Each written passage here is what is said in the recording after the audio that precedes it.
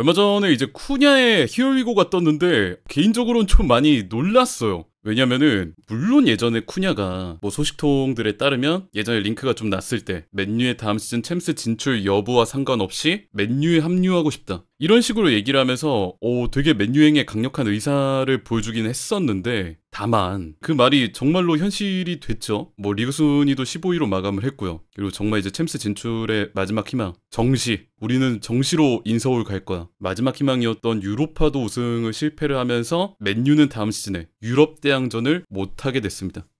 본인이 예전에 말은 그렇게 했지만 정말로 유럽 대항전이 없는 팀에 가려고 할까? 이거에 대해서 저는 좀 의구심은 있었거든요. 혹시 마음이 바뀌지 않았을까? 뭐 사인을 한 것도 아니고 충분히 마음이 바뀔 수 있는 상황인데, 정말 놀랍게도 쿠냐는 2030년까지의 계약에 서명할 것이다. 여기에 1년 연장 옵션이 포함되어 있다. 울브스는 6,250만 파운드, 하나로는 한 1,150억? 1,160억? 이 정도 되는 금액이죠. 이 금액을 저는 이 부분도 꽤 인상 깊었는데 일시불이 아니라 분할 지급받을 것이다, 이렇게 나왔어요. 지금 뭐 유나이티드의 재정에 대해서는 여러 가지 뭐 얘기들도 많이 나오고 비판도 좀 많이 나오고 있는데, 이 상황에서 울브스가 이적료를 한 번에 받는 게 아니라 분할 지급을 받게 됐다. 이것도 의미가 있죠. 일시불이 아니라 할부로 샀다. 제가 예전에도 이제 쿠냐 관련된 영상들을 한 2번인가 만들었는데 거기에서도 비슷한 얘기를 했어요. 쿠냐 이적은 제가 볼 때는 맨유에게는 분명 좋은 소식입니다. 뭐 시스템적인 얘기는 이따가 또 하겠지만은 그냥 단순하게 뭐 데이터, 통계 수치로만 봐도 이번 시즌 맨유의 가장 큰 문제가 뭐였어요? 뭐 빌드업이 안 된다? 전질성이 약하다? 뭐 이것도 당연히 있고, 제일 큰 거는 제가 볼 때는 파이널 서드에서의 빈약한 공격력이었습니다. 이 공격력이 말도 안 되게 약했어요. 지금 여기 보여드리는 순위가 팀 순위가 아니에요. 각 팀의 득점 순위죠. 리버풀이 86골로 1위, 맨체스터 시티가 72골로 2위, 아스날이 69골을 넣으면서 3위, 이렇게 나와 있는데 유나이티드가 어딨냐?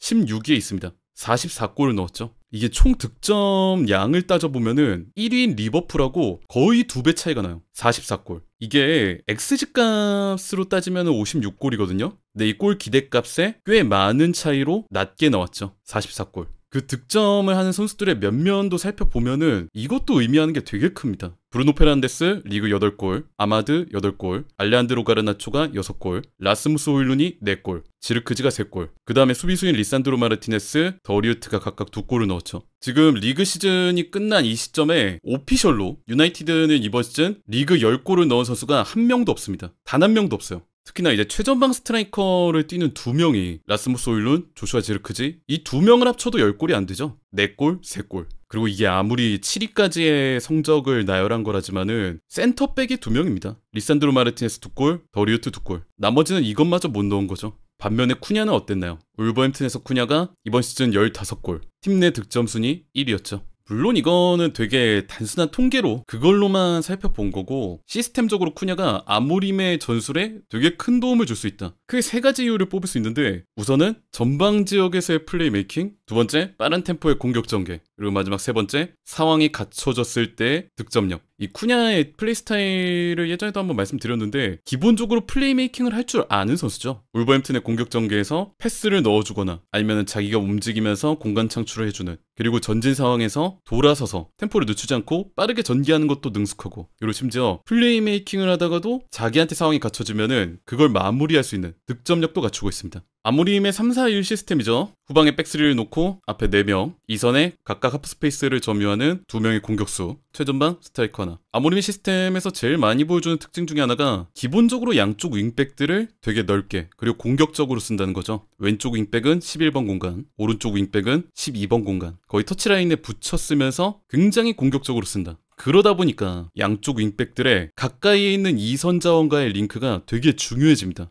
왼쪽을 예를 들어보자면 도루구가 뛰어갈 때 마운트가 찔러준다든지, 아니면 도루구가 안으로 좁힐 때 마운트가 바깥으로 벌린다든지, 그것도 아니면 도루구가 측면 넓게 벌려서 상대를 다 자기한테 끌어당기면 마운트가 하프스페이스 침투할 때 도루구가 그걸 보고 정확하게 찔러준다든지, 아니면 그 마운트를 의식해서 상대가 뒤로 물러서면 도루구가 크로스를 올린다든지, 이런 그림들. 이게 우리가 말로 하면 쉽지만은 이 이선이랑 윙백의 연계가, 호흡이 정말 잘 맞아야 돼요. 굳이 뭐 사인을 주고받지 않아도 눈빛만 봐도 알 수 있는 수준으로 아 얘가 지금 뛰어가려고 하는구나, 아니다 좁히려고 하는구나, 그럼 내가 벌려줘야 되나? 안으로 더 들어가야 되나? 이런 호흡들이 진짜 잘 맞아야 된다. 그리고 이런 호흡들은 제가 개인적으로 생각하기에는 물론 이제 훈련 상황을 오래 거치면서 능숙해지는 것도 있겠지만은 이런 윙백과의 링크 플레이에 이미 익숙해진 선수가 오는 것도 필요하다. 저는 그렇게 생각을 해요. 정확하게 쿠냐가 그런 선수죠. 울버햄튼에서 쿠냐는 주로 이 8번 공간에서 뛰었는데 이런 윙백과의 링크 플레이에 굉장히 능숙한 모습을 많이 보여줬습니다. 도루구가 있는 이 공간, 울버햄튼에서는 아잇누리죠. 아잇누리가 뛰어가면은 본인이 안으로 좁히면서 상대를 끌어가지고 아잇누리가 크로스를 할 수 있는 넓은 공간을 만들어준다거나, 아니면 아잇누리가 침투할 때 본인도 안쪽으로 침투하면서 아잇누리의 크로스나 컷백을 받아서 득점을 하는 이런 모습들을 계속 보여주는데, 사실 이런 장면들이 아모림 축구에서 나오면 참 좋은 장면들이죠. 아모림이 애초에 이렇게 윙백들을 높이 공격적으로 쓰는 이유 자체가 이쪽에서 뭔가 풀어가려고 그런 거잖아요. 아니면 안 올려보내고 말죠. 괜히 뭐 수비 리스크 짊어지면서 이렇게 둘 다 공격적으로 올려보낼 이유가 없는데, 이렇게 올려보내는 것 자체가 파이널 서드 측면 깊숙한 거에서 얘네가 뭔가 찬스 메이킹을 해줘야 된다, 이거를 바라고 올려보내는 거잖아요. 근데 다만 이제 측면 쪽이 워낙에 좁은 공간이다 보니까 여기에 있는 이 선수들이 혼자 뭔가를 만들어낸다? 이건 쉽지 않아요. 이쪽 2선 자원들의 도움이 필요하죠. 이쪽으로 붙을 수 있는 어그로를 최대한 끌어가 줄 수 있는 선수들, 이 좁은 공간에서 조금이라도 넓게 볼을 잡을 수 있도록 유도해 줄 수 있는 선수들, 그리고 여기에 있는 쿠냐 자체가 빠른 템포의 공격 전개에도 익숙하고 본인이 플레이메이킹을 해줄 수도 있는 선수다 보니까 지금 유나이티드가 제일 부족한 파이널 서드에서의 공격의 빈약함, 이걸 많은 부분 채워줄 수 있는 선수다. 저는 충분히 그렇게 볼 수 있다고 생각해요.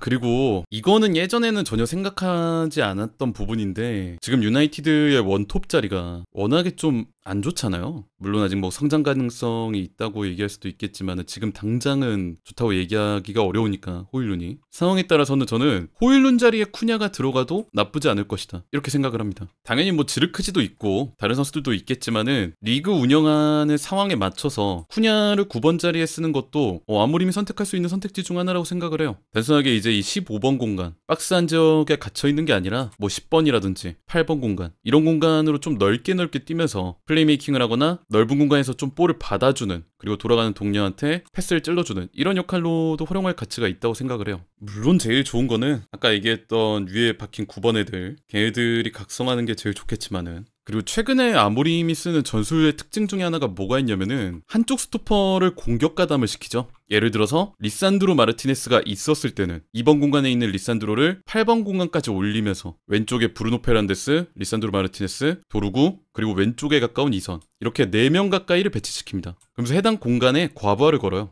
상대를 좀 많이 끌어들이고 반대편에 있는 카세미르를 통해 넓은 공간을 차지하고 있는 아마드라든지 오른쪽 윙백이라든지 이런 선수들한테 전환하는 느낌도 있고, 아니면 아예 리산드로 마르티네스를 중심으로 해서 플레이메이킹을 하게 시키기도 하죠. 그래서 리산드로 마르티네스가 남아 있었을 때의 상황을 자세히 보시면은 리산드로 쪽에서 들어가는 왼쪽 킬패스, 아니면 날카로운 크로스들, 이런 것들로 꽤 재미를 봤었습니다. 반대편도 마찬가지예요. 레니 요로인데, 요로가 이 2번 공간에 있든 4번 공간에 있든 거의 주기적으로 공격 가담하는 모습을 많이 보여줍니다. 예를 들어 오른쪽으로 나왔다 치면은 4번 공간에 있다가 9번 공간으로 올라가면서 공격적으로 들어가요. 그러면서 후방에는 센터백 2명이랑 6번 미드필더 1명 이렇게 받쳐주고. 근데 요로가 재밌는 부분이 뭐냐면은 반대쪽 리산드로 마르티네스 같은 경우는 올라갔을 때 플레이메이킹을 하는 느낌이었잖아요. 하지만 요로는 박스 타격의 느낌에 가깝습니다. 이렇게 본인이 볼을 끌고 아니면 동료가 볼을 찔러주길 바라면서 박스 안으로 찔러 들어가죠. 그러면서 순간적으로 박스 근처에 수적 우위를 만들고, 이 수적 우위를 바탕으로 다른 동료에게 공간이 발생했을 때 득점을 성공시키는 경우도 나왔었습니다. 저는 이런 식으로 스토퍼가 공격 가담을 할 때 반대쪽에 있는 쿠냐가 도움을 줄 수 있는 부분이 분명히 있다고 생각을 해요. 예를 들어 센터백 뒤에 2명 남고 9번 스트라이커, 반대쪽 2선, 공격형 미드필더, 그리고 공격 가담하는 스토퍼까지 박스 안으로 들어가려고 할 때, 이런 상황에서 쿠냐는 제가 볼 때는 박스 안으로 들어가기보다 넓게 벌려줄 가능성이 높다고 생각하거든요. 박스 안으로 들어가려고 하는 동료들이 많은 상황에서 쿠냐가 볼을 잡고 크로스를 올려주거나 좋은 킬 패스를 찔러준다. 저는 이런 그림도 나오지 않을까 좀 기대를 해봐요. 왼쪽 방향에서 리산드로가 전진했을 때는 또 상황은 다를 수 있는데, 예를 들어서 2번 공간에서 리산드로 마르티네스가 볼을 끌고 8번까지 올라왔을 때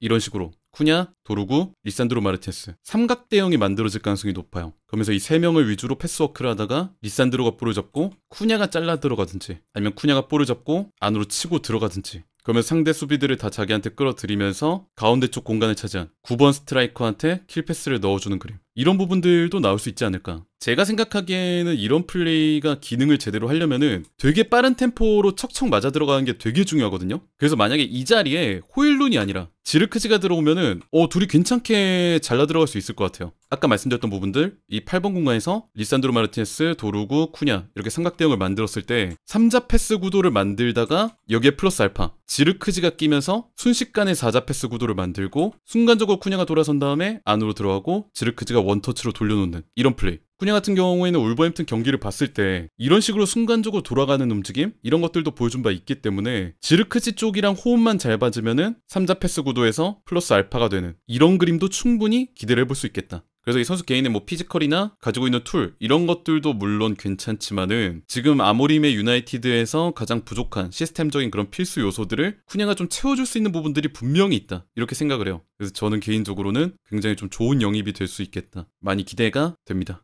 마테우스 쿠냐가 추가된 맨체스터 유나이티드가 어떻게 좀 더 개선된 모습을 보여줄지 기대를 하면서 지켜보겠습니다.